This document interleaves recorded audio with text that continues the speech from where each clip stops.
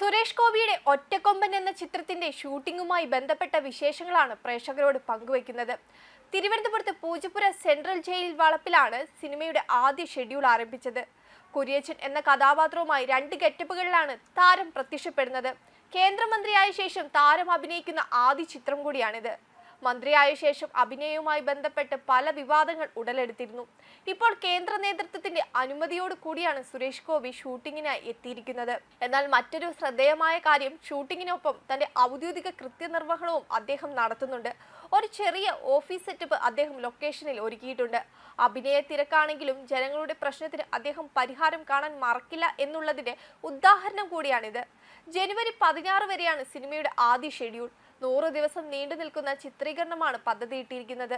സുരേഷ് ഗോപിയിലൂടെ കേരളത്തിന് ഒരു കേന്ദ്രമന്ത്രിയെ ലഭിച്ചപ്പോൾ മലയാളികൾ ഏറെ വേദനിപ്പിച്ച ഒരു സംഗതിയായിരുന്നു അദ്ദേഹത്തിലെ ഒരു നടനെ മലയാളികൾക്ക് നഷ്ടമാകുമോ എന്നത്.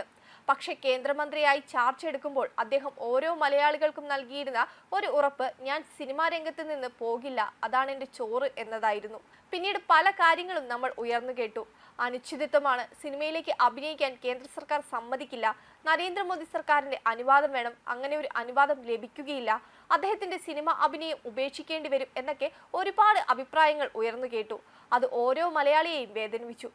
ഒരു നല്ല കേന്ദ്രമന്ത്രി ഉണ്ടാകുമെന്ന സന്തോഷത്തോടൊപ്പം തന്നെ സിനിമാ മേഖലയിൽ സുരേഷ് ഗോപി ഉണ്ടാകില്ലെന്ന് പറഞ്ഞ് മലയാളി വേദനിച്ചിരുന്നു. അതേസമയം തെരഞ്ഞെടുപ്പിൽ അദ്ദേഹം വളർത്തിയ താടി വടിച്ചു. എന്നാൽ പെട്ടെന്നൊരു സുപ്രഭാതത്തിൽ അദ്ദേഹത്തിന് കേന്ദ്ര സർക്കാർ അഭിനയിക്കാനുള്ള അനുമതി നൽകുകയായിരുന്നു. സുരേഷ് ഗോപിക്ക് മുൻ മാസങ്ങളിലായിരുന്നു BJP നേതൃത്വം അഭിനയിക്കാൻ അനുമതി നിഷേധിച്ചു എന്ന തരത്തിലുള്ള വാർത്തകൾ വന്നത്. മന്ത്രി പദവിയിൽ ശ്രദ്ധിച്ച് മുന്നോട്ടു പോകാൻ പ്രധാനമന്ത്രി നരേന്ദ്രമോദിയും അമിത്ഷായും അദ്ദേഹത്തിന് നിർദ്ദേശം നൽകിയെന്നായിരുന്നു വിവരം. സുരേഷ് ഗോപി മണ്ഡലത്തിലും ഓഫീസിലും ശ്രദ്ധിക്കാനാണ് നേതാക്കൾ നിർദ്ദേശിച്ചിരുന്നത്. കൂടാതെ കൂടുതൽ ഉത്തരവാദിത്തങ്ങൾ പ്രധാനമന്ത്രി നരേന്ദ്രമോദി നൽകിയിരുന്നു. G7 ഉച്ചകോടിയിലെ പ്രതിനിധി സംഘത്തിൽ സുരേഷ് ഗോപിയെ ഉൾപ്പെടുത്തുന്നതിനൊപ്പം പാർലമെന്റ് സമ്മേളനത്തിലെ മസ്റ്ററിംഗ് ചുമതലയും സുരേഷ് ഗോപിയെ ഏൽപ്പിച്ചു. കേരളത്തിലെ വഖഫ് വിഷയത്തിൽ ശ്രദ്ധ കേന്ദ്രീകരിക്കാനും സുരേഷ് ഗോപിക്ക് പ്രധാനമന്ത്രി നിർദ്ദേശം നൽകിയിരുന്നു. സുരേഷ് ഗോപിയെ പ്രധാനമന്ത്രി ദില്ലിക്ക് വിളിപ്പിക്കുകയും ചെയ്തിരുന്നു. ഇതിന്റെ അടിസ്ഥാനത്തിലെത്തിയ സുരേഷ് ഗോപിയെ നേരിൽ കണ്ടാണ് പ്രധാനമന്ത്രി അധിക ചുമതല നൽകിയത്. G7 ഉച്ചകോടിയിൽ പങ്കെടുക്കാൻ ഇറ്റലിയിലെത്തിയ സുരേഷ് ഗോപി ഈജിപ്തിന്റെ ടൂറിസം മന്ത്രിയായി ചർച്ച നടത്തിയിരുന്നു.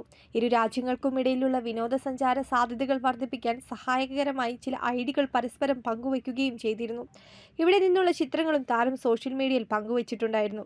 സിയന ടൗൺ മേയറെയും മറ്റു പ്രതിനിധികളെയും സന്ദർശിച്ചിരുന്നു. തുടർന്ന് ഫ്ലോറൻസിൽ നടന്ന ടൂറിസം മന്ത്രിമാരുടെ മീറ്റിംഗിലും അദ്ദേഹം പങ്കെടുത്തു.